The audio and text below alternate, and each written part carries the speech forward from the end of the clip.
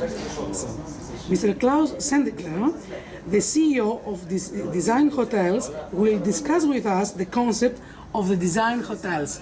I would like to ask you, what makes a modern hotel a member of Design Hotels? So we have developed over the years. We are existing. We have developed a special application process. Okay? So how we look at hotels when they apply is we first look at the holistic concept, and the concept what we exactly look at is how many rooms, is it a new build, is it a conversion, what's the proportion of the rooms to the public spaces, and what is the achieved average rate and the occupancy, and then we put it in the context of the destination and we look if that makes sense. Okay. If we believe that there is a market for this kind of a concept, we look at how is it architecturally executed, what is going to be the interior design language.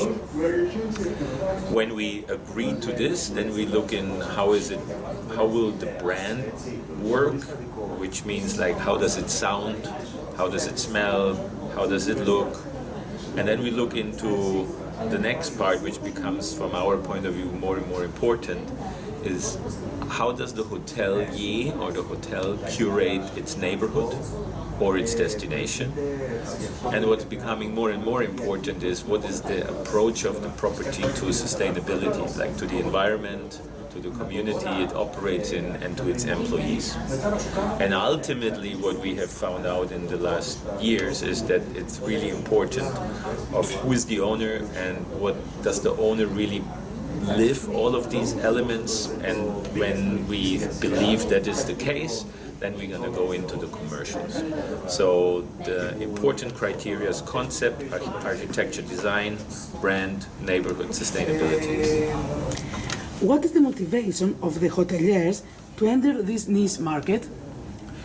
I think there are multiple motivations, of course. One is to stand out of the crowd, to create a competitive advantage to the more commoditized hotel market.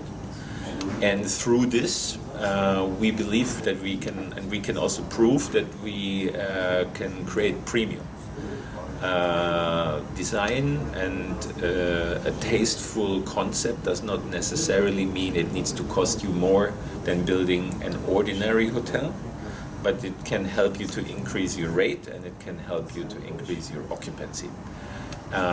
Because, and now looking at the whole market from a consumer point of view, we see that the consumer in the luxury segment, no matter if he's buying cars, watches, clothes, or other lifestyle products, as well as hotels, is looking for a more artisan approach into products. So he's looking for, he wants to be surprised, he's willing to go for experiments, to explore and experience new destinations and a different approach in the destination.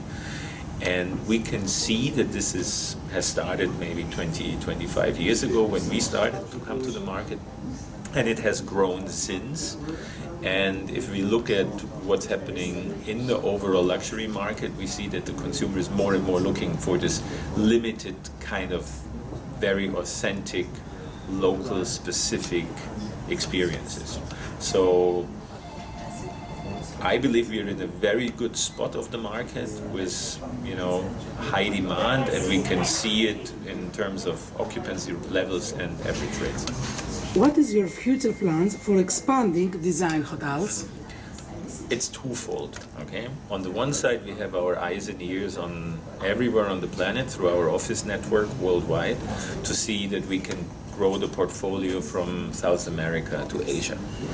On the other, but this is more, we need to wait if the right properties open, okay, then we are ready to work together with them. Where we have a more strategic influences on the service portfolio we provide, because we know that for independent hotels, the positioning, communications, with all the digital channels becoming more and more complex.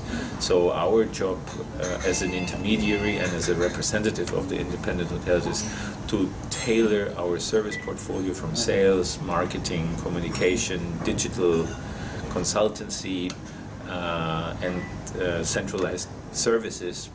And this is where we are constantly following our strategy of value-added service, so that the independent hotel has potentially one point of contact, which is us, to help him to be presented all around the world.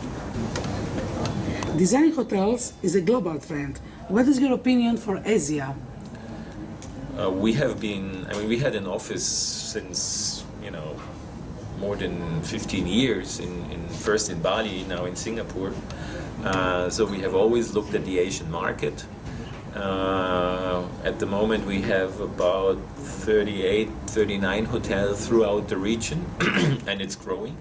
We just added a new hotel in Tokyo. We added finally a hotel in Taipei, 2 hotels in Seoul. So it's also for us a growing market. In the cities, maybe not as fast as we would wish, but hope that it's going to be. And in the resorts, it always has been the part of the world where the boutique resort was kind of invented, with Adrian Secca opening the Amanpuri in 1987. So we have an office in Singapore, which is overseeing the entire region, and we hope that we can grow our portfolio in this part of the world as well.